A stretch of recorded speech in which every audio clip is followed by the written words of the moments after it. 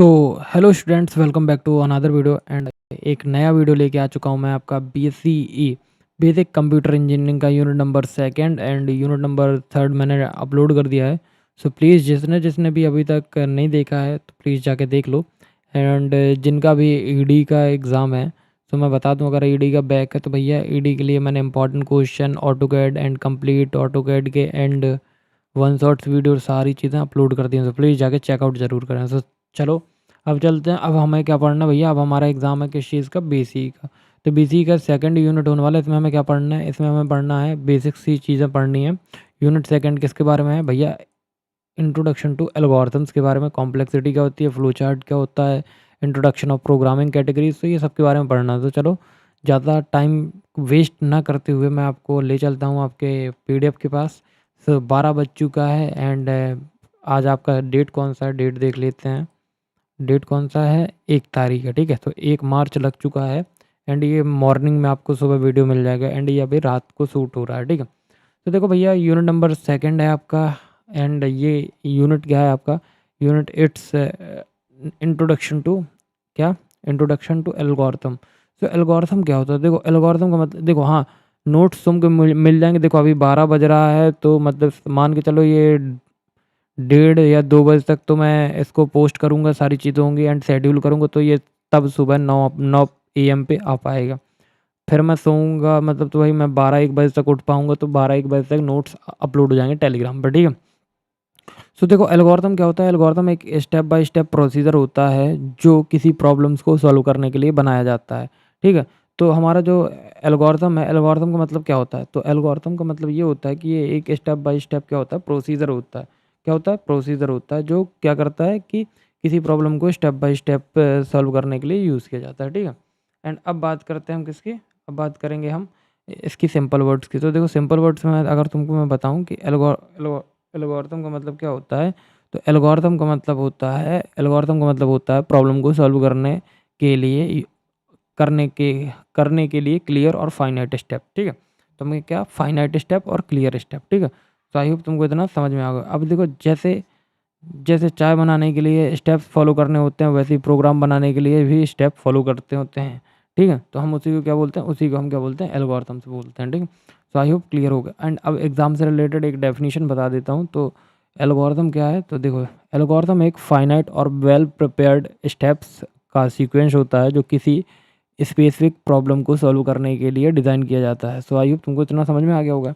And now अब देखो इसके कुछ कैरेक्टरिस्टिक्स हैं जो मैं लेके आया हूँ कि आप लोग एग्ज़ाम में लिखें तो आप लोगों को मार्क्स अच्छे मिलें, ठीक है।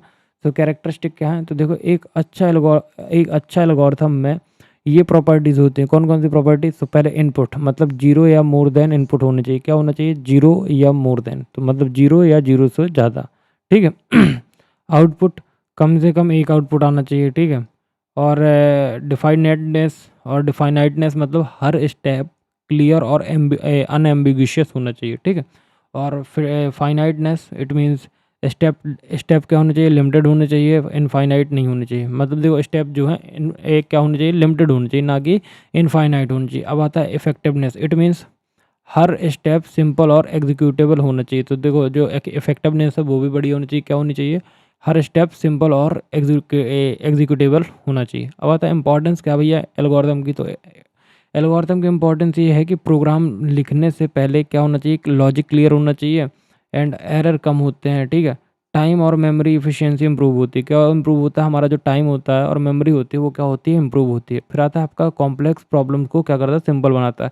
तो एल्गोरिथम क्या करता है? जो हमारा कॉम्प्लेक्स प्रॉब्लम होती है उनको क्या करता है? सिंपल बनाता है। अब देखो, अब हमारा आता है एल्गोरिथम और प्रोग्राम में डिफरेंस। तो देखो जो एल्गोरिथम है, तो एल्गोरिथम है यहाँ पे एंड यहाँ पे हमारा प्रोग्राम है। तो देखो अब समझो, एल्गोरिथम में क्या होता है? ये स्टेप बाय स्टेप लॉजिक्स होता है एंड प्रोग्राम में क्या होता है? ये एक्चुअल कोड होता है, ठीक है। एल्गोरिथम में लैंग्वेज इंडिपेंडेंट होती है, ठीक है, लेकिन यहाँ पे लैंग्वेज डिपेंडेंट होती है। एल्गोरिथम में प्लानिंग स्टेज में बनता है, ठीक है, प्लानिंग स्टेज में बनता है, ठीक है, और यहाँ पे एग्जीक्यूशन स्टेज में प्रोग्राम रन होता है, ठीक है। अब आता है नेक्स्ट क्वेश्चन है कॉम्प्लेक्सिटीज एंड फ्लो चार्ट। तो देखो कॉम्प्लेक्सिटी क्या होता है एंड इनका फ्लो चार्ट देखना है। तो कॉम्प्लेक्सिटी का मतलब क्या? कॉम्प्लेक्सिटी का मतलब होता है किसी एल्गोरिथम को रन होने में कितना टाइम और कितना मेमोरी लग रही है, तो वो हमारी क्या होती है? कॉम्प्लेक्सिटी होती है। और ये चेक करता है कि ये क्या करता है कि ये चेक करता है, क्या करता है, चेक करता है कि हमारा जो प्रोग्राम है वो कितना एफिशिएंट है या नहीं एफिशिएंट, ठीक है। सो देखो, कॉम्प्लेक्सिटी इज़ जस्ट किसी एल्गोरिदम को रन होने या उसके मतलब रन होने में कितना टाइम लगा, कितनी मेमोरी लगी, सो ये कॉम्प्लेक्सिटी होती है, ठीक है। एंड अब देखो सुनो, अब बात कर लेते हैं तुम्हारे किसकी, कि ये क्या चेक करता है, ये चेक करता है कि प्रोग्राम एफिशिएंट है या नहीं है। अब देखो टाइप ऑफ कॉम्प्लेक्सिटीज, तो देखो वेरियस यहाँ पर वेरियस टाइप के कॉम्प्लेक्सिटीज़ हैं। तो पहला कॉम्प्लेक्सिटी क्या है, टाइम कॉम्प्लेक्सिटी। तो ये बताता है कि एल्गोरिथम को एग्जीक्यूट होने में कितना टाइम लगा। तो देखो जो टाइम कॉम्प्लेक्सिटी होती है तो वो हमें क्या बताती है कि कोड को मतलब ये कोड या एल्गोरिथम को एग्जीक्यूट होने में कितना टाइम लगा, ठीक है। अब आता है टाइम को जनरली इनपुट साइज एन के टर्म में मेज़र किया जाता है।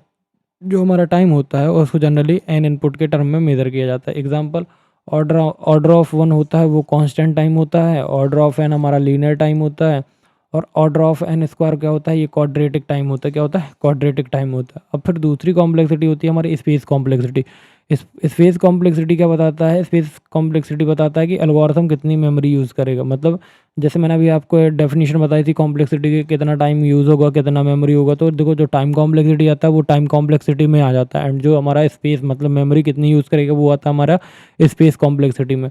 तो ये स्पेस कॉम्प्लेक्सिटी बताता है कि एल्गोरिथम कितनी मेमोरी यूज़ करेगा, मतलब जितना एक्स्ट्रा मेमोरी यूज़ होगी उतनी स्पेस कॉम्प्लेक्सिटी होगी, ठीक है। अब इसमें क्या होता है, तीन केसेस होते हैं, वह best case, worst case, average case. तो एवरेज केस, बेस्ट केस देखो मतलब सबसे कम टाइम में, ठीक है। जो एवरेज केस होता है वो क्या, बेस्ट केस होता है वो क्या होता है, सबसे कम टाइम में, ठीक है। फिर आता है average case. Average case means normal condition time में, कितना, नॉर्मल कंडीशन टाइम में, ठीक है। एंड फिर आता है आपका वर्स्ट केस। वर्स्ट केस क्या होता है, सबसे ज़्यादा टाइम। वर्स्ट केस मतलब सबसे ज़्यादा टाइम में, ठीक है। एग्जाम में मोस्टली वर्स्ट केस या डिस्कस करने के लिए किया जाता है, बट आप तीनों अच्छे से पढ़ना। अब शॉर्ट डेफिनेशन समझ लो। शॉर्ट डेफिनेशन क्या है कि कॉम्प्लेक्सिटी एल्गोरिथम की इफ़िशियंसी को मेज़र करती है, जिसमें टाइम कॉम्प्लेक्सिटी और स्पेस कॉम्प्लेक्सिटी इंक्लूड होती है, ठीक है। तो देखो कॉम्प्लेक्सिटी एल्गोरिथम की इफ़िशियंसी को मेज़र करती है, जिसमें टाइम कॉम्प्लेक्सिटी और स्पेस कॉम्प्लेक्सिटी क्या होता है, इंक्लूड होती है, ठीक है। अब आता है फ्लो चार्ट क्या होता है। तो देखो फ्लो चार्ट जो है ये एक ग्राफिकल रिप्रेजेंटेशन होता है जो एल्गोरिथम के स्टेप्स को डायग्राम के फॉर्म में शो करता है। ये सिंबल का यूज़ करके एक प्रोग्राम का फ्लो बनाता है। क्या करता है, एक प्रोग्राम का फ्लो बनाता है, ठीक है। तो अब मैं तुमको बता दूं कि जो हमारा फ्लो चार्ट है वो फ्लो चार्ट क्या है। फ्लो चार्ट इट मीन्स ये ग्राफिकल रिप्रेजेंटेशन होता है जो किसी भी मतलब एल्गोरिथम या मतलब कोई भी आपका एल्गोरिथम है उसके स्टेप्स को डायग्राम के फॉर्म में क्या करता है, शो करता है।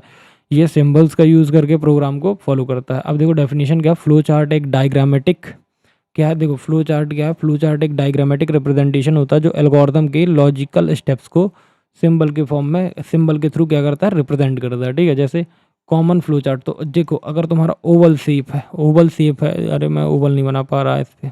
तो देखो अगर तुम्हारा ओवल शेप है तो ओवल शेप का मतलब स्टार्ट और space, parallelogram it means input और आउटपुट, रेक्टेंगल मतलब प्रोसेस, डायमंड मतलब डिसीजन, एंड एरो मतलब फ्लो चार्ट। तो आई होप तुमको कॉमन फ्लो चार्ट के सिंबल समझ में आ गए। एंड अब बात करते हैं इसके एडवांटेज क्या है। तो एडवांटेज देखो एडवांटेज क्या है यहाँ पर, एडवांटेज है कि लॉजिक क्लियर होता है। क्या होता है, लॉजिक क्लियर होता है। ईजी अंडरस्टैंडिंग होती है, ठीक है, ईजी अंडरस्टैंडिंग होती है। एंड डिबगिंग ईजी होती है, एंड कम्युनिकेशन थोड़ा सा क्या होता है, बेटर होता है। अब देखो सिंपल एग्जांपल है यहाँ पे, स्टार्ट इनपुट ए बी और ये, and display result and stop. इस फ्लो चार्ट में सिंबल के थ्रू क्या किया गया है, ड्रॉ किया गया है। किसके थ्रू ड्रॉ किया गया, सिंबल के थ्रू। अब एक इम्पॉर्टेंट टॉपिक है आपका इंट्रोडक्शन टू प्रोग्रामिंग। सो देखो प्रोग्रामिंग क्या होती है ये बताओ। तो देखो प्रोग्रामिंग क्या है, इंट्रोडक्शन टू प्रोग्रामिंग। तो प्रोग्रामिंग का मतलब होता है कंप्यूटर को इंस्ट्रक्शन देना ताकि वो स्पेसिफिक टास्क परफॉर्म कर सके। क्या होता है देखो, जो हमारा क्या होता है, जो हमारा क्या होता है कि जो हमारा प्रोग्रामिंग है वो क्या होता है, क्या होता है, कंप्यूटर को इंस्ट्रक्शन देना, मतलब कंप्यूटर को क्या देना, इंस्ट्रक्शन देना ताकि वो क्या परफॉर्म कर सके, स्पेसिफिक टास्क परफॉर्म कर सके, ठीक है। कंप्यूटर डायरेक्टली ह्यूमन लैंग्वेज नहीं समझता, इसलिए हमें क्या करना होता है कि उसको प्रोग्रामिंग लैंग्वेज का यूज़ करना पड़ता है, ठीक है। तो देखो प्रोग्रामिंग का मतलब होता है प्रॉब्लम सॉल्व करने के लिए कंप्यूटर को स्टेप बाय स्टेप इंस्ट्रक्शन देना। जैसे कि मैं आपको स्टेप बाय स्टेप समझा रहा हूँ, तो ऐसे ही आपको अगर प्रोग्रामिंग मतलब प्रोग्रामिंग समझनी है या तो वो करनी है, तो उसका मतलब होता है प्रॉब्लम सॉल्व करने के लिए कंप्यूटर को क्या देना, स्टेप बाय स्टेप इंस्ट्रक्शन देना। और क्योंकि जो हमारा कंप्यूटर होता है वो डायरेक्टली ह्यूमन लैंग्वेज नहीं समझता है, इसलिए हमें प्रोग्रामिंग लैंग्वेज का यूज़ करना पड़ता है। तो ये हमारा क्या है, इंट्रोडक्शन ऑफ प्रोग्रामिंग। तो इंट्रोडक्शन ऑफ प्रोग्रामिंग में आता है आपका डेफिनेशन। तो ये समझो जो आपको एग्ज़ाम में लिखनी है, तो एग्ज़ाम में जो लिखोगे तो क्या लिखोगे कि प्रोग्रामिंग एक प्रोसेस है जिसमें प्रोग्रामिंग लैंग्वेज का यूज़ करके इंस्ट्रक्शन लिखे जाते हैं। क्या लिखे जाते हैं, इंस्ट्रक्शन लिखे जाते हैं, ताकि कंप्यूटर किसी प्रॉब्लम को सॉल्व कर सके। तो देखो प्रोग्रामिंग क्या है, प्रोग्रामिंग एक प्रोसेस है जिसमें हम क्या करते हैं, प्रोग्रामिंग लैंग्वेज का यूज़ करके इंस्ट्रक्शन लिखते हैं। क्या लिखते हैं, इंस्ट्रक्शन लिखे जाते हैं, ताकि हमारा जो कंप्यूटर है, कंप्यूटर किसी प्रॉब्लम्स को सॉल्व करे। ठीक है, अब आता है प्रोग्रामिंग की लैंग्वेज। तो देखो प्रोग्रामिंग लैंग्वेज एक मीडियम है जिसके थ्रू क्या होता है, कंप्यूटर कम्युनिकेट करते हैं।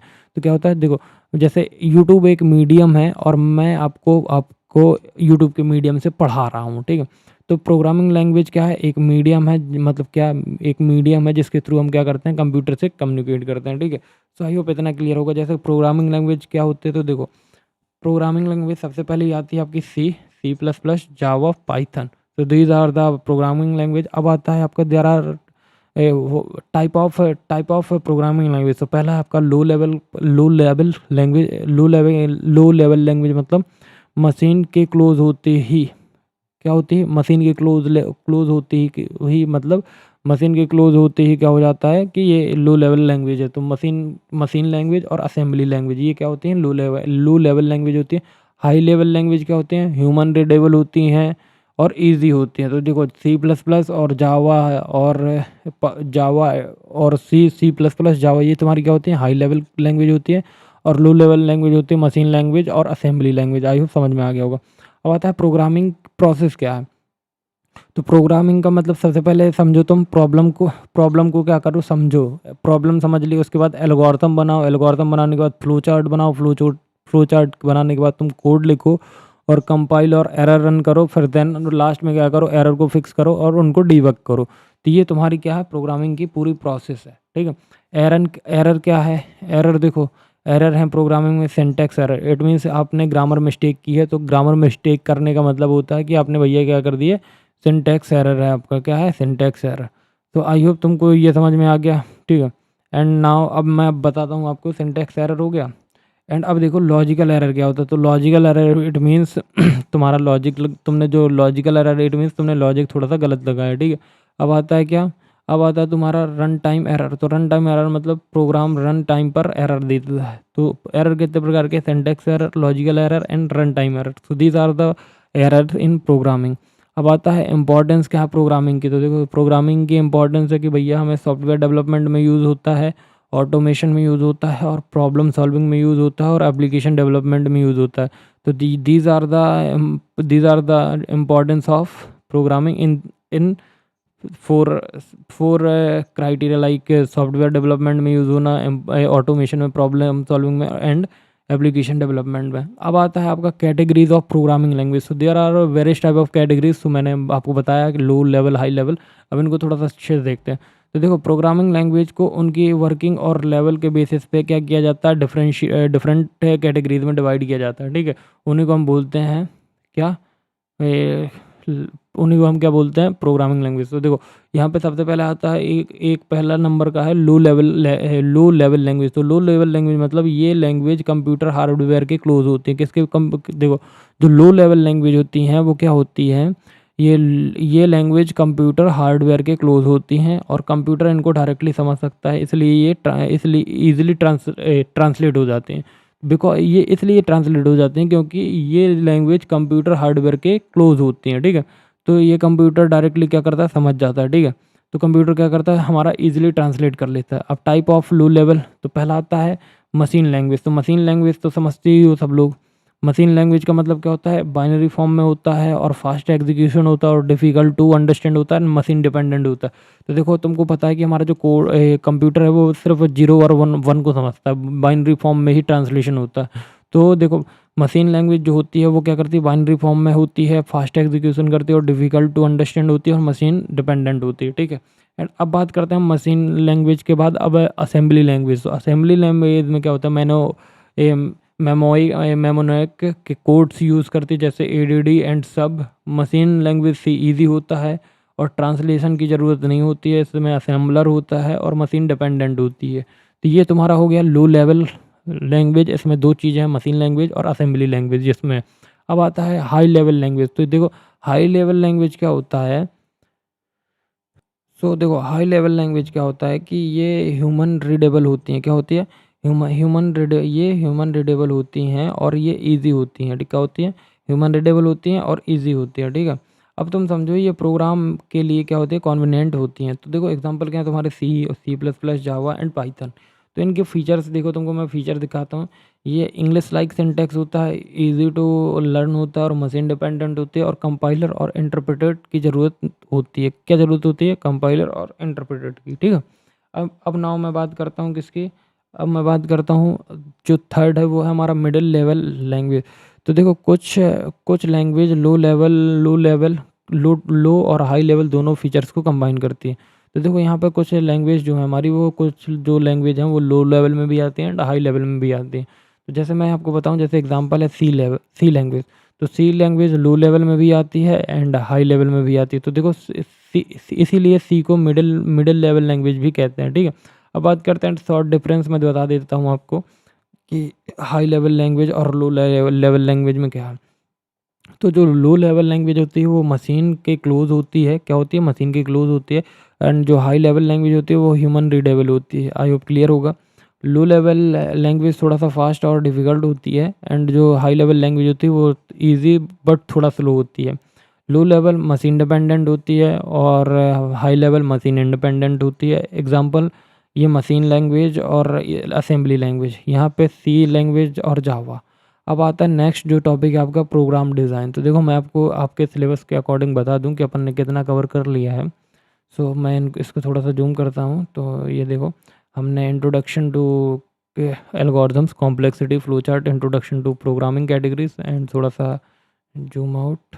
हाँ, तो अब हमने देखो इतना पढ़ लिया एंड नाउ हमें क्या नेक्स्ट पढ़ना है। तो देखो हमने क्या पढ़ लिया, मैं पूरा टिक कर देता हूँ एंड एक मिनट। हाँ, programming language and programming design पढ़ना। तो हमने इतना टॉपिक्स आपके पढ़ लिए हैं। हाईलाइट कर दो भाई इसको। हाँ, हाईलाइट कर दिया। ठीक है। तो अब हम बढ़ते हैं अपने नेक्स्ट टॉपिक की तरफ जो है हमारा प्रोग्राम डिज़ाइन। तो प्रोग्राम डिज़ाइन क्या होता है? तो देखो प्रोग्राम डिज़ाइन का मतलब होता है प्रोग्राम लिखने से पहले प्लानिंग करना, स्ट्रक्चर डिसाइड करना। तो देखो प्रोग्राम डिज़ाइन तो सभी तो समझते होंगे कि किसी चीज़ को डिज़ाइन करने से पहले क्या करना, प्लानिंग करनी होती है ना। और प्रोग्राम डिज़ाइन क्या होता है? तो प्रोग्राम डिज़ाइन मतलब प्रोग्राम लिखने से पहले प्लानिंग करना और स्ट्रक्चर डिसाइड करना। सीधा कोडिंग स्टार्ट करना गलत होता है। पहले प्रॉब्लम समझनी होती है, फिर सॉल्यूशन प्लान करना चाहिए। ये जो प्रोसेस होता है यही हमारा क्या कहलाता है? प्रोग्राम डिज़ाइन कहलाता है। डेफिनेशन समझ लो। डेफिनेशन क्या है कि प्रोग्राम डिज़ाइन एक प्रोसेस है जिसमें हम कोडिंग से पहले प्रॉब्लम्स का एनालिसिस और प्लानिंग और लॉजिकल स्ट्रक्चर तैयार किया जाता है ताकि एफिशिएंट प्रोग्राम डेवलप किया जा सके। देखो भाई, तुमको सबसे पहले क्या करना होगा, प्रॉब्लम को समझनी पड़ेगी, फिर उसका मतलब एनालिसिस करना पड़ेगा एंड उसके बाद तुम फिर प्रॉब्लम को समझोगे। प्रॉब्लम का एनालिसिस करने के बाद फिर प्लानिंग करोगे, फिर उसकी लॉजिकल स्ट्रक्चर को तैयार करोगे। देन फिर तुम कहीं जाके एक एफिशिएंट प्रोग्राम को लिख पाओगे। तो यही हमारा डेफिनेशन होता है। ठीक है।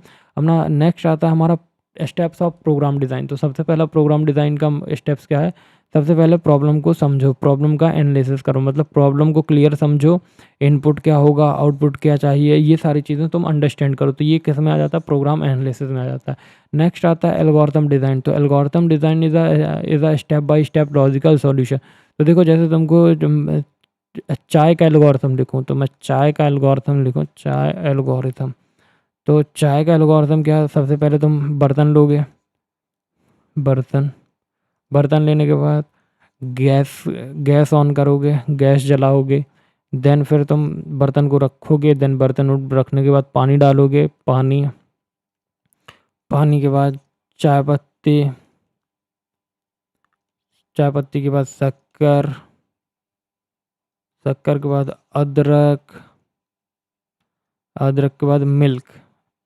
फिर कहीं तुम्हारी जाके चाय तैयार हो जाएगी। तो दिस इज अ प्रोसीजर और एल्गोरिथम। अब बात करते हैं फ्लो चार्ट डिज़ाइन क्या होता है। तो देखो एल्गोरिथम को डायग्राम के फॉर्म में रिप्रेजेंट करना, ये हमारा क्या होता है, फ्लो चार्ट डायग्राम। कोडिंग क्या होता है, तो कोडिंग क्या होता है, प्रोग्रामिंग लैंग्वेज में एक्चुअल कोड लिखना। तो एक्चुअल कोड क्या होता है, अब जैसे यही जो मैंने एल्गोरिथम लिखा है इसको मैं कोड के फॉर्म में लिख दूँ तो ये क्या होता है, प्रोग्रामिंग लैंग्वेज है, जिसमें मतलब एक्चुअल कोड लिखना ही इसमें होता है, ठीक है। टेस्टिंग एंड डिबगिंग, तो टेस्टिंग एंड डिबगिंग मतलब प्रोग्राम को चेक करना और एरर को फिक्स करना किस पार्ट पे होता है, टेस्टिंग एंड डिबगिंग में। तो देखो स्टेप्स यहाँ प्रोग्राम डिज़ाइन के, प्रॉब्लम को एनालिसिस करो, ए, उसके बाद एल्गोरिथम को डिज़ाइन करो, फ्लो चार्ट डिज़ाइन करो, कोडिंग करो एंड टेस्टिंग करो, टेस्टिंग एंड डिबगिंग करो। अब आता है इंपॉर्टेंस ऑफ प्रोग्राम डिज़ाइन। तो देखो कोडिंग ईजी हो जाती है इससे, ठीक है, एंड एरर कम होते हैं, टाइम सेव होता है और प्रोग्राम एफिशिएंट बनता है एंड मेंटेनेंस भी इजी होता है। तो ये तुम्हारा क्या है, इंपॉर्टेंस है। अब क्या होता है गुड प्रोग्राम डिज़ाइन की कैरेक्टरिस्टिक। तो गुड प्रोग्राम डिज़ाइन में क्या होना चाहिए, क्लियर लॉजिक होना चाहिए, सिंपल स्ट्रक्चर होना चाहिए, प्रॉपर डॉक्यूमेंटेशन होना चाहिए, एफिशिएंट यूज़ होना चाहिए मेमोरी का, एंड एरर हैंडलिंग होनी चाहिए। तो अगर तुम्हारे ये प्रोग्राम में 5 चीज़ें हैं, क्या है, सिंपल लॉजिक है तुम्हारा, सिंपल लॉजिक के बाद क्लियर लॉजिक के बाद सिंपल स्ट्रक्चर है, प्रॉपर डॉक्यूमेंटेशन है, एफिशिएंट यूज़ हुआ मेमोरी का और एरर हैंडलिंग, तो हम क्या बोल सकते हैं, it's a good program design. अब आता है प्रोग्राम पैराडिगम्स। तो पैराडिगम्स मैं बता दूं, पैराडिगम्स का मतलब होता है प्रोग्राम लिखने का स्टाइल या अप्रोच। तो program paradigm it means program paradigms मतलब प्रोग्राम लिखने का अप्रोच या स्टाइल, ठीक है। डिफरेंट प्रॉब्लम को सॉल्व करने के लिए अलग अलग अप्रोचेज होती हैं प्रोग्रामिंग में, ठीक है। तो देखो डिफरेंट प्रॉब्लम को सॉल्व करने के लिए अलग अलग प्रोग्रामिंग अप्रोच यूज़ की जाती है। अब देखो मेन प्रोग्रामिंग पैराडिगम्स क्या हैं। सबसे पहला आता है प्रोसीजरल प्रोग्रामिंग। तो प्रोसीजरल प्रोग्रामिंग क्या होती है, इसमें प्रोग्राम को फंक्शन के फॉर्म में लिखा जाता है and step by step instruction follow होती है। क्या होती है, step by step functional follow होते हैं। किसमें, एग्जाम्पल लैंग्वेज क्या है, सी। तो देखो प्रोसीजरल प्रोग्रामिंग इसमें क्या होता है कि इसमें हम क्या करते हैं, प्रोग्राम जो हमारा प्रोग्राम होता है, प्रोग्राम को इसमें प्रोग्राम को फंक्शन के फॉर्म में लिखा जाता है। सबसे पहले ध्यान रखना किस में लिखा जाता है, फंक्शन के फॉर्म में लिखा जाता है and step by step instruction follow करते हैं। एग्जांपल है हमारा सी लैंग्वेज, ठीक है। ये जो इसमें जो सी लैंग्वेज में है, इसमें क्या फीचर्स होते हैं, ये टॉप डाउन अप्रोच होता है एंड डेटा और फंक्शन क्या होते हैं, सेपरेट होते हैं, ठीक है। टॉप डाउन प्रोसीजरल प्रोग्रामिंग में डेटा और फंक्शन क्या होते हैं, सेपरेट होते हैं। अब आता है ऑब्जेक्ट ओरिएंटेड प्रोग्रामिंग। तो देखो दो प्रोग्रामिंग होती है, procedural programming and object oriented programming, and इसमें डिफरेंस आता है। तो ध्यान रखना ये मोस्ट इंपॉर्टेंट है एंड इसमें डिफरेंस आता है, ठीक है। इसमें प्रोग्राम जो होते हैं, प्रोग्राम को ऑब्जेक्ट और क्लास के थ्रू डिज़ाइन किया जाता है एंड इसके एग्जांपल है हमारे सी प्लस प्लस और जावा। तो ये हमारे एग्जांपल हैं। इसमें क्या होता है कि जो हमारे ऑब्जेक्ट और क्लास है, इनके थ्रू हम क्या कर सकते हैं, प्रोग्राम को डिज़ाइन किया जाता है, ठीक है। फीचर्स क्या हैं, डेटा और फंक्शन एक यूनिट में कंबाइन होते हैं। जो हमारे डेटा और फंक्शन होते हैं वो एक यूनिट में कंबाइन होते हैं एंड ये रियल वर्ल्ड मॉडलिंग के लिए पॉसिबल होता है, ठीक है। अब नाउ नेक्स्ट आता है अपना फंक्शनल प्रोग्रामिंग। तो फंक्शनल प्रोग्रामिंग क्या होती है, इसमें जो प्रोग्राम होते हैं, प्रोग्राम फंक्शन पर बेस्ड होते हैं। क्या होते हैं, जो हमारे प्रोग्राम है, इसमें जो फंक्शनल प्रोग्राम है वो किस में बेस्ड होते हैं, फंक्शन जो होते हैं, इसमें फंक्शन जो होते हैं वो किस पे बेस्ड होते हैं, इसमें प्रोग्राम फंक्शन पर बेस्ड होता है, ठीक है। और डेटा चेंज नहीं होता पर पूरा डेटा चेंज नहीं होता, पूरे फंक्शन का यूज़ होता है, ठीक है। एग्जाम्पल है पाइथन, पार्सली और हास्कल्स, ठीक है। अब आता है लॉजिकल प्रोग्रामिंग। तो लॉजिकल प्रोग्रामिंग क्या है, तो देखो इसमें रूल्स और फैक्ट के बेसिस पर प्रोग्रामिंग होती है, ठीक है। प्रोलॉग ये एग्जांपल है, ठीक है। अब आता है कॉन्सेप्ट और कैरेक्टरिस्टिक और concept of OOP it means object oriented programming. तो OOP के कुछ इंपॉर्टेंट कॉन्सेप्ट पर बेस्ड है। किस कॉन्सेप्ट पर बेस्ड है, जैसे क्लास। तो क्लास क्या होता है, क्लास एक ब्लूप्रिंट या देखो जो क्लास है ये ब्लूप्रिंट या टेम्पलेट होता है जिससे हम क्या करते हैं, ऑब्जेक्ट बनाते हैं। ऑब्जेक्ट क्या है, तो ऑब्जेक्ट क्या होता है, क्लास का इंस्टेंस है जो मेमोरी में एग्जिस्ट होता है, ठीक है, मेमोरी में एग्जिस्ट करता है। अब आता है इनकैप्सुलेशन। तो इनकैप्सुलेशन क्या है कि ये डेटा और फंक्शन को एक यूनिट में कंबाइन करता है और डेटा को सिक्योर करता है। तो देखो एक कैप्सूल समझो, ठीक है। तो ये कैप्सूल है एंड इसमें क्या है, तुम्हारा एक साइड क्या है, तुम्हारा डेटा है एंड एक साइड तुम्हारा फंक्शन है। तो ये क्या हो गया, इनकैप्सुलेशन हो गया, ठीक है। तो ये इनकैप्सुलेशन क्या है, डेटा और फंक्शन को एक यूनिट में कंबाइन करना और डेटा को सिक्योर रखना, ये इनकैप्सुलेशन है। एब्स्ट्रैक्शन क्या होता है, तो एब्स्ट्रैक्शन मतलब सिर्फ इम्पॉर्टेंट डिटेल को क्या करना, सिर्फ इम्पॉर्टेंट डिटेल्स शो करना, अननेसेसरी डिटेल्स हाइड करना एब्स्ट्रैक्शन होता है। इनहेरिटेंस क्या होता है? तो इनहेरिटेंस जो होता है, एक क्लास दूसरी क्लास की प्रॉपर्टी और फंक्शन को इनहेरिट करती है। एंड मैं एक चीज़ बता दूं आपके सिलेबस से, तो देखो भाई, ये जो तुम्हारा इनहेरिटेंस वाला टॉपिक है ना, ये थर्ड यूनिट पे भी, टाइप ऑफ इनहेरिटेंस, तो मैंने यूनिट नंबर थर्ड में बहुत अच्छे तरीके से पढ़ा है। तो जिसको इनहेरिटेंस अच्छे से समझना हो तो प्लीज़ ये वाली वीडियो जब आके देख लेना, एंड तुमको समझ में आ जाएगी, ठीक है ना। अब हम अपने टॉपिक्स पे ही चलते हैं। तो देखो, इनहेरिटेंस क्या होता है? इनहेरिटेंस एक क्लास दूसरी क्लास की प्रॉपर्टी ऑफ फंक्शन को क्या करती है? इनहेरिट करती है। इनहेरिटेंस 5 प्रकार का होता है। Single inheritance, multi level inheritance, multiple inheritance, single, multi level, multiple और हायरार्किकल और हाइब्रिड। एंड इनको मैंने अच्छे से समझाया प्रीवियस वीडियो पे, यूनिट नंबर थर्ड में, सो जाके चेकआउट करें, ठीक है। अब आता है पॉलीमॉर्फिज्म। तो एक ही फंक्शन का मल्टीपल फॉर्म में बिहेव करना, तो ये पॉलीमॉर्फिज्म कहलाता है। पॉलीमॉर्फिज्म में देखो, रन टाइम पॉलीमॉर्फिज्म और रन टाइम के बाद डायनेमिक और स्टैटिक, ठीक है, ये सारे पॉलीमॉर्फिज्म आते हैं। एंड इसको मैंने भी अच्छे से पढ़ा है, किसमें? यूनिट नंबर थर्ड में। अब बात करते हैं एडवांटेज ऑफ OWP। तो OWP के एडवांटेज क्या हैं? तो देखो, कोड रियूजबिलिटी है भैया, आता है सबसे पहले, एंड सिक्योरिटी आता है, इजी मेंटेनेंस होता है, एंड रियल वर्ल्ड मॉडलिंग में यूज़ किया जाता है, ठीक है। एंड अब हम बात करते हैं किसकी? अब जो हमारा इंपॉर्टेंट टॉपिक है वो क्या है? इंपॉर्टेंट टॉपिक है object oriented programming versus procedural oriented programming. तो प्रोसीजर ओरिएंटेड प्रोग्रामिंग क्या होते हैं? इसको पॉप बोला जाता है, POP।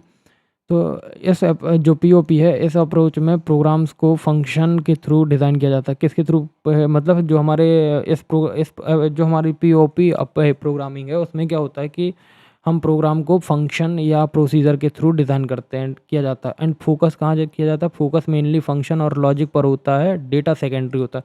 देखो, जो हमारा डेटा होता है, ये डेटा हमारे सेकंड प्रायोरिटी होता है, बट हमारी फर्स्ट प्रायोरिटी, मेन फोकस कहाँ पे होता है? फंक्शन और लॉजिक्स पर होता है, ठीक है।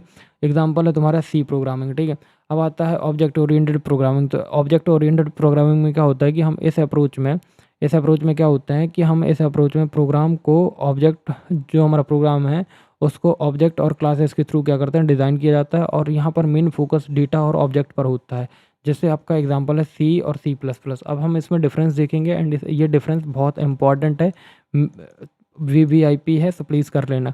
तो देखो, POP का फुल फॉर्म क्या होता है? Procedural oriented programming and object oriented programming. तो POP किस पे बेस्ड होता है? प्रोसीजर पर बेस्ड होता है। Object oriented program OOP object based होता है। ये टॉप डाउन अप्रोच होती है, ये बॉटम अप अप्रोच होती है। एंड POP डेटा और फंक्शन को सेपरेट करता है, एंड ये डेटा और फंक्शन एक यूनिट में होते हैं।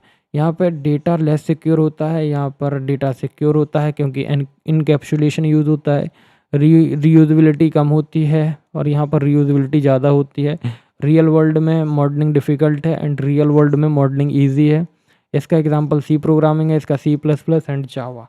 तो these are the difference between POP and OOP। तो देखो, कुछ की डिफरेंस है, समझ लो कि जो POP है, POP में प्रोग्राम स्टेप्स पर फोकस करता है। जो हमारा प्रोग्राम होता है वो किस पे फोकस करता है? स्टेप्स पर। लेकिन OOP में प्रोग्राम रियल वर्ल्ड ऑब्जेक्ट पे फोकस करता है। किस में फोकस करता है? रियल वर्ल्ड पे। POP में डेटा ओपनली एक्सेसिबल होता है। देखो, जो हमारा प्रोसीजरल ओरिएंटेड प्रोग्रामिंग है, इसमें क्या होता है? जो हमारा डेटा होता है वो ओपनली एक्सेसिबल होता है, बट जो हमारा OOP है, इसमें डेटा हाइड किया जाता है। किसके थ्रू? डेटा हाइडिंग के थ्रू। तो आई होप ये तुमको कॉन्सेप्ट समझ में आ गए होंगे। तो देखो, अब हमारा सारा कॉन्सेप्ट ख़त्म हो चुका है। मतलब कहाँ तक पढ़ा दिया मैंने? Programming paradigms, concept of OOP and procedural oriented programming, यहाँ तक ख़त्म हो गया, ठीक है। तो ये इतना टॉपिक हमारा ख़त्म हो चुका है। एंड अब यहाँ से होता है आपका इंट्रोडक्शन टू C++। बताओ, कैरेक्टर सेट्स क्या होते हैं, टोकन क्या होता है, प्रेसिडेंस एंड एसोसिएबिलिटी क्या होती है, एसोसिएटिविटी, प्रोग्राम से स्ट्रक्चर क्या है, डेटा टाइप क्या है, वेरिएबल क्या है, ऑपरेटर एक्सप्रेशन क्या है, स्टेटमेंट एंड कंट्रोल स्ट्रक्चर क्या है। तो अब हम ये इसका पूरा इंट्रोडक्शन देखने वाले हैं, किसमें? इस वाले फेज़ में, ठीक है। तो सबसे पहले समझो इंट्रोडक्शन होता क्या। तो इंट्रोडक्शन इट मीन्स सबसे पहले समझना है हमें इंट्रोडक्शन है क्या भाई।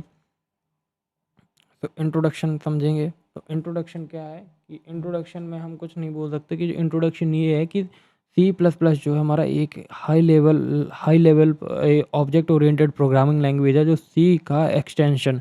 देखो जो हमारा सी लैंग्वेज है, सी लैंग्वेज जो है, सी लैंग्वेज का एक्सटेंशन है सी प्लस प्लस, एंड ये एक high level object oriented programming language है, ठीक है। और इसका यूज़ हम सिस्टम सॉफ्टवेयर, गेम्स, एप्लीकेशन और एम्बेडेड सिस्टम में करते हैं, ठीक है। तो आई होप इतना तो तुमको क्लियर हो गया होगा। अब आता है पहला नंबर, कैरेक्टर सेट। तो कैरेक्टर सेट क्या होता है? तो देखो कैरेक्टर सेट वो वाइल्ड कैरेक्टर होते हैं जो सी प्लस प्लस में यूज़ किए जाते हैं। तो कौन कौन से कैरेक्टर होते हैं? देखो अल्फ़ाबेट यूज़ होते हैं, छोटे वाले ए से जेड तक और बड़े वाले ए से जेड तक। डिजिट्स यूज़ होते हैं 0 से लेके 9 तक। सिंबल यूज़ होते हैं, प्लस यूज़ होता है, माइनस यूज़ होता है, मल्टीपल, डिवाइड, कर्ली ब्रेसेस और कोलन एटसेट्रा, ये सब यूज़ होते हैं। वाइट स्पेस यूज़ होता है, मतलब स्पेस यूज़ होता है, टैब यूज़ होता है एंड न्यू लाइन यूज़ होता है। तो कैरेक्टर में ये सारी चीज़ें आ जाती हैं। अब आता है टोकन। तो देखो टोकन क्या होता है? टोकन क्या होता है? एक स्मॉलेस्ट मीनिंगफुल यूनिट होती है। देखो जो प्रोग्राम का स्मॉलेस्ट मीनिंगफुल यूनिट होता है उसको हम क्या बोलते हैं? टोकन कहलाता है, टोकन बोलते हैं। तो देखो टोकन, टाइप ऑफ टोकन, तो जैसे टाइप कीवर्ड्स आ गया, तो कीवर्ड क्या है? इंट हो गया, फ्लोट हो गया, एंड आपका इफ़ हो गया, एंड वाइल हो गया। ये क्या है? तुम्हारे कीवर्ड्स क्या हैं? आइडेंटिफायर क्या है? आइडेंटिफायर मतलब वेरिएबल का नाम। तो अगर कोई वेरिएबल नेम है तो तुम्हारा क्या है? ये आइडेंटिफायर है। अब कांस्टेंट क्या होते हैं? तो भैया कांस्टेंट तो सब समझते हैं, जैसे 10 वैल्यू हो गई, 3.14 हो गई, ये क्या है? कांस्टेंट है। ऑपरेटर क्या होते हैं? ऑपरेटर होते हैं हमारे प्लस, माइनस, इनटू, डिवाइड, ये सब हमारे ऑपरेटर्स होते हैं। और स्पेशल सिंबल क्या है? कर्ली ब्रेसेस और सेमीकोलन, ठीक है। अब आता है प्रेसिडेंस एंड एसोसिएबिलिटी। एसोसिएबिलिटी क्या होती है? अब मेरे को बहुत पता है कि बहुत से लोग जज करेंगे। मैं एसोसिएटिविटी बोल रहा हूँ, ठीक है। तो जब एक एक्सप्रेशन में मल्टीपल ऑपरेटर होते हैं तो कौन कौन से ऑपरेटर पहले एग्जीक्यूट होंगे, ये प्रेसिडेंस करता है। तो देखो प्रेसिडेंस का मतलब क्या होता है कि जब एक एक्सप्रेशन में क्या होगा? मल्टीपल ऑपरेटर होते हैं, तो कौन सा ऑपरेटर पहले एग्जीक्यूट करेगा, ये कौन डिसाइड करता है? प्रेसिडेंस डिसाइड करता है। एग्जांपल, मल्टीप्लिकेशन का प्रेसिडेंस एडिशन से हाई होता है। तो देखो अपन को प्रेसिडेंस समझाया गया कि सबसे पहले डिवाइड, फिर मल्टीप्लाई, फिर प्लस माइनस, तो ऐसे ही इसमें होता है। तो मल्टीप्लिकेशन का प्रेसिडेंस हाई होगा तो एडिशन एडिशन से हाई होता है, तो सबसे पहले क्या होगा? मल्टीप्लिकेशन होगा। अब आता है एसोसिएबिलिटी। तो एसोसिएटिविटी मतलब जब इसमें क्या होता है? जब सेम प्रेसिडेंस के ऑपरेटर्स होते हैं। देखो यहाँ पे जब सेम प्रेसिडेंस मतलब इनटू और इनटू है, ठीक है। तो सेम प्रेसिडेंस के ऑपरेटर होते हैं तो एग्जीक्यूशन डायरेक्शन देता है। क्या देता है? तो एग्जीक्यूशन हमारा क्या देता है? डायरेक्शन देता है, लेफ्ट टू राइट या राइट टू लेफ्ट। उसकी एसोसिएटिविटी की वजह से हम क्या कर पाते हैं? सेम सेम प्रेसिडेंस के ऑपरेटर को एग्जीक्यूट कर पाते हैं, ठीक है। स्ट्रक्चर क्या होता है हमारे सी प्लस प्लस का? तो देखो बेसिक स्ट्रक्चर में, ये बेसिक स्ट्रक्चर में क्या कौन कौन से पार्ट होते हैं? सबसे पहले आता है हेडर पार्ट, जिसमें आता है तुम्हारा हैशटैग इंक्लूड करके है, ठीक है। आईओ स्ट्रीम, ठीक है। Using name space STD, and फिर तुम्हारा मेन फंक्शन आता है। मेन फंक्शन के बाद डिक्लेरेशन सेक्शन आता है, एग्जीक्यूटेबल स्टेटमेंट आता है, एंड रिटर्न टाइप आता है। तो प्रोग्राम एग्जीक्यूशन हमेशा कहाँ से स्टार्ट होता है? मेन से स्टार्ट होता है। अब भैया समझो डेटा टाइप क्या होता है? तो डेटा टाइप क्या होता है? डेटा टाइप का मतलब क्या होता है? तो डेटा टाइप बताता है कि वेरिएबल किस टाइप का है या कौन कौन सा डेटा स्टोर करेगा। तो देखो डेटा टाइप जो है तुम्हारे कितने हैं? तीन तरह के मैंने डेटा लिए हैं। तो सबसे पहले लिए हैं basic data type, drive data types end user defined data type. तो सबसे पहले हम बेसिक डेटा टाइप देखेंगे। तो इंट हो गया, फ्लोट हो गया, कैरेक्टर हो गया, डबल हो गया एंड बूलियन हो गया। तो these are the basic data types. तो फर्स्ट इज इंट, मतलब इंटीजर, एंड इंटीजर वैल्यू आपको पता है, ठीक है। फ्लोट पता है, कैरेक्टर मतलब A to Z, double value पता है, एंड बूलन पता है। बूलन मीन्स ट्रू और फॉल्स। बूलन में दो आते हैं, ठीक है। अब आता है ड्राइव्ड डेटा टाइप। तो ड्राइव डेटा टाइप का मतलब क्या होता है? एरे के बाद फंक्शन एंड पॉइंटर। तो ये क्या है? तुम्हारे ड्राइव डेटा टाइप्स हैं। End user defined data type क्या होते हैं? तुम्हारी क्लास होती है, स्ट्रक्चर होता है और इनम होता है। तो these are the user defined data type. So I hope तुमको डेटा टाइप समझ में आ गया होगा। एंड नाउ नेक्स्ट बढ़ते हैं। तो क्या आता है? वेरिएबल। तो वेरिएबल क्या होता है, वेरिएबल एक नेम्ड मेमोरी लोकेशन होती है जिसमें डेटा स्टोर होता है। क्या होता है, डेटा स्टोर होता है।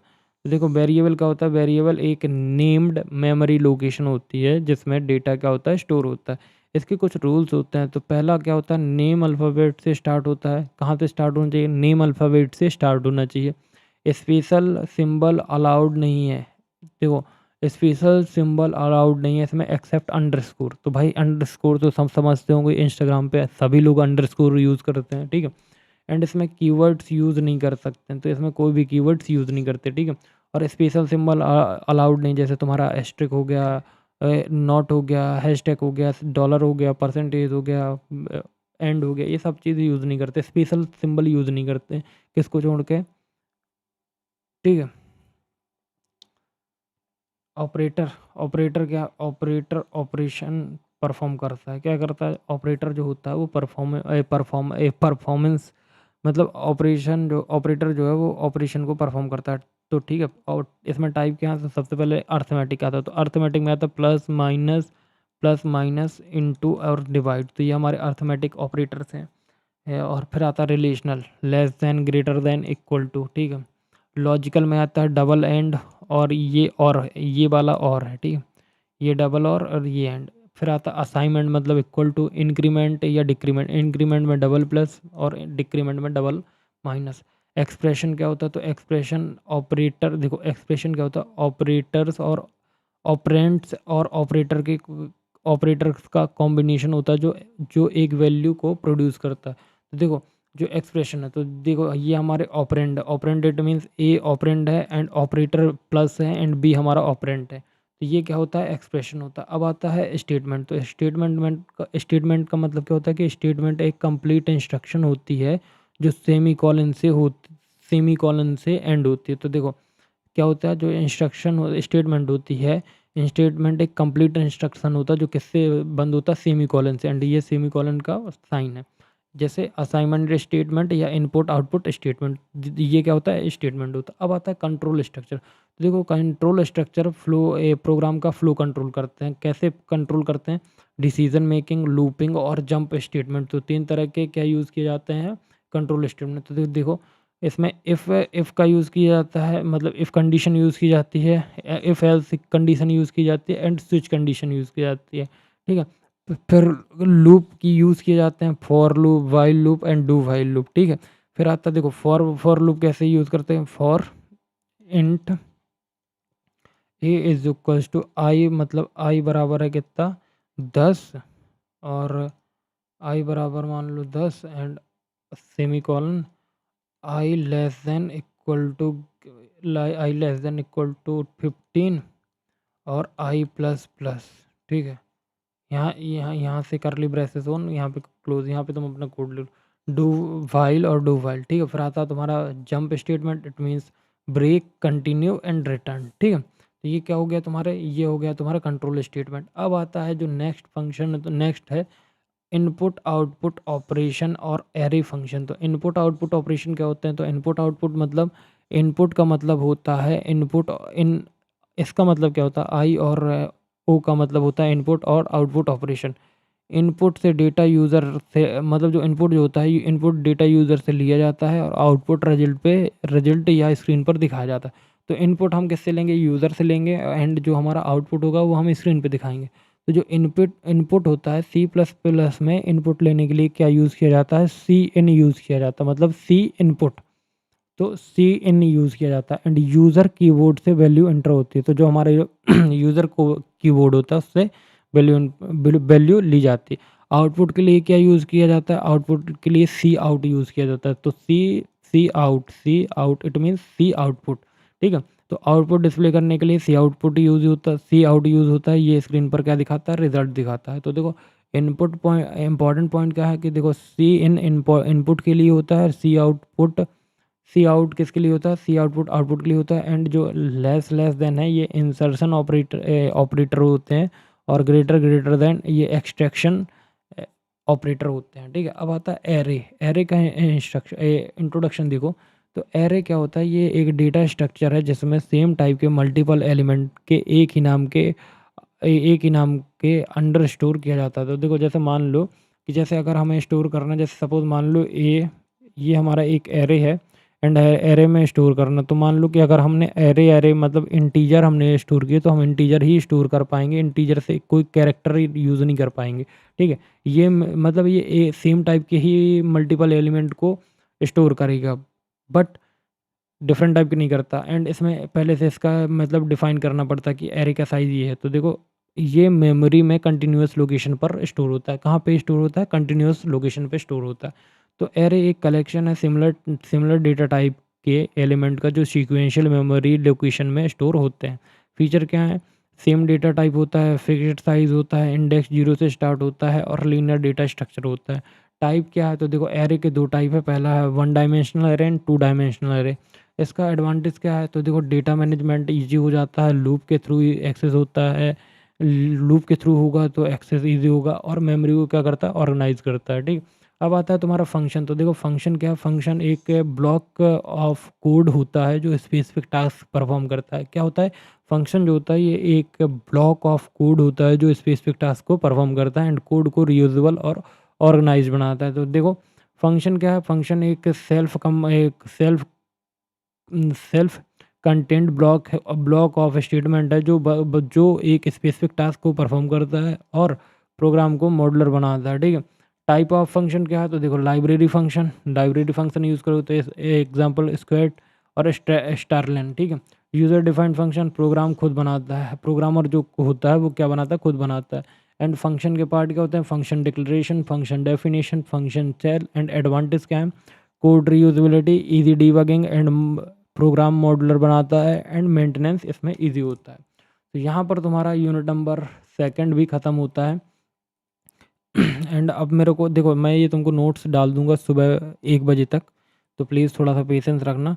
अब मेरे को बता दो, देखो ये तुम्हारा इंट्रोडक्शन तो पूरा हो गया and input output array function ये सारी चीज़ें होंगी। ठीक।